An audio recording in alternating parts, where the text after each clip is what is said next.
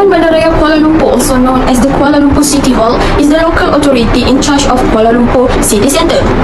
To replace the Sanitary Board, the Kuala Lumpur Municipal Council, which replaced by the Federal Capital Commission, established in 1946. Figure 1 shows the organisation chart of Dbkl led by Dato' Seri Haji Mahadi Binti, who is the Mayor of Kuala Lumpur from October 2020 until now. In Dbkl, they have their own city advisor that function to provide suggestions to the council on strategic plan and objective, governance policy and framework, economic management, fiscal policy including revenue and tax policy, non-government and international relations.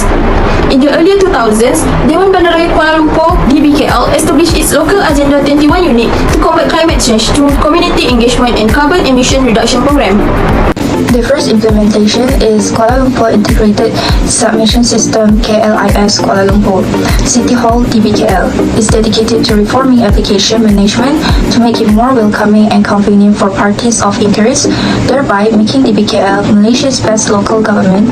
Face-to-face encounters can be reduced with the deployment of the strategy, resulting in increased integrity and productivity. The second implementation is Kuala Lumpur Smart City Master Plan 2021 till 2025 KLSCMP. The Kuala Lumpur Smart City Master Plan 2021 till 2025 is a cornerstone for expanding the city's global reputation as one of the most flourishing, livable and sustainable cities on the planet. It serves as a platform for enhancing the city's unique sites and environment, fostering the city's innovative ecosystem, celebrating the city's rich cultural variety and reinforcing a sense of community and belonging.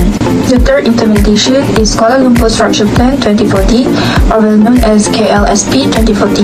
Kuala Lumpur City Hall (KLCH) has devised an ambitious strategy to guide Kuala Lumpur's development into a world-class city of the future, one that is both sustainable and capable of providing the best for all of its residents and future generations. The plan lays out the special planning and development framework, which will be interpreted in further depth in the development plans following steps. The first evaluation is reduces application processing time, online submission. People are under constant pressure in manual systems to be accurate in all aspects of their work. For the procurement department, all of the above listed repetitious tasks will take time.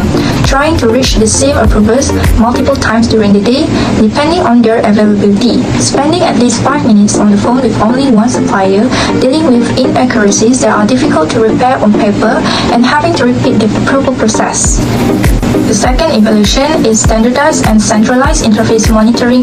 Kuala Lumpur Intelligent City (KLIC) was found to be the best approach in this platform.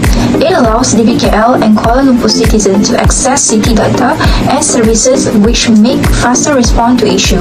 To properly administer city services, KLIC integrates all internal systems and data utilizing artificial intelligence (AI), Internet of Things (LOTS), and big data analytics. Due to its uniform features, such an interface will lead to higher availability and dependability.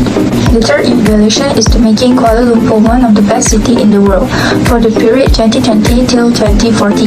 Kuala Lumpur's ambition is to be the best city for everyone. It is founded on the desires of those who want a city that is dynamically growing while still practicing fairness and prosperity for all, as well as being sustainable and resilient. It is also a response to Kuala Lumpur's current issues in addressing population requirements while also dealing with rising living costs. It will achieve urban planning equilibrium by integrating long-term land use with infrastructure and transportation planning, providing affordable housing, future employment, public and recreational facilities to meet the needs of the population, and improving the environment and urban space quality. Knowledge management is becoming increasingly important in today's world. However, this does not imply that organizations always execute knowledge management system flawlessly. In fact, implementing knowledge management system in organization can be difficult at times. In this part, I will discuss 3 barriers or challenges to knowledge implementation that are frequently encountered by both large and small organizations. first challenges that common for every organization facing is lack of knowledge in technology, and also in the same time technology that been using was outdated. Knowledge that been sharing via paper or mouth to mouth, and somehow it is not effective because there is a possibility lack of information communicated by the employer to the employee, such as how to perform the task according to the KPI that been set by the organization. That is why to sharing knowledge is more effective by technology because the data will be stored in a longer period.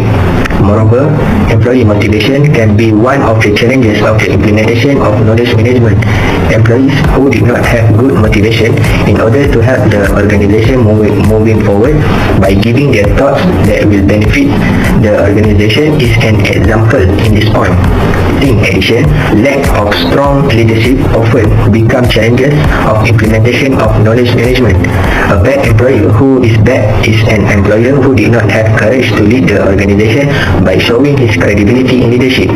For example, the managers that want changes from traditional structure practices towards modern practices must be brave to show on how to adapt the changes that be made, and the manager must show his good attitude in following it, and eventually his employee will follow it. Since the problem have arrived before, the government has come with several programs in improving delivery service in Malaysia. However, the study shows the program is not in par with government aims. Thus, it needs long-term improvement to be able to achieve very good score delivery services. Hence, the suggestions are still in the current program. However, there is needed for any parties related to follow and review the program to be succeeded. The first suggestion is Client Charter. Client Charter is about to provide excellent services through training, formulations and implementations of policies pertaining to human resources management quality characteristics. They are must quickly in all actions in decision making, friendly customer service, timeliness, fair and impartial in judgment, ensure that services and information easily available and reliable, and compliance with law, policies and regulations. Next, total quality management. Quality public administration has to increase customer satisfaction with public services. It has to be done through transparent process and accountability by use of democratic dialogue.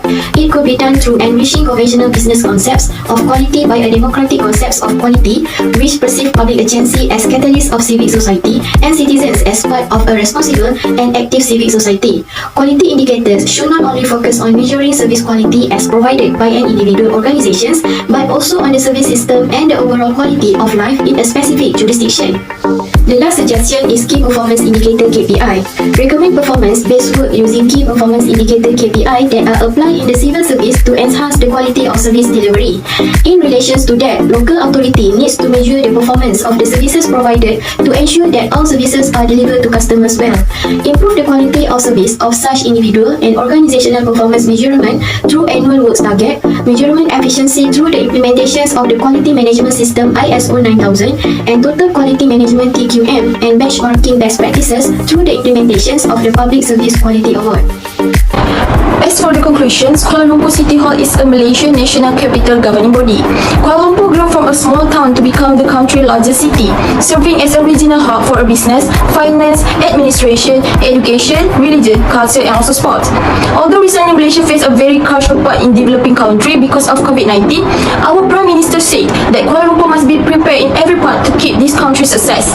In this situation, we can see although improvement have made to Malaysia, local government system and structure to effectiveness of its role and the efficient executions of its responsibility are still dependent on efforts made to solve recent problems and issues that have arisen.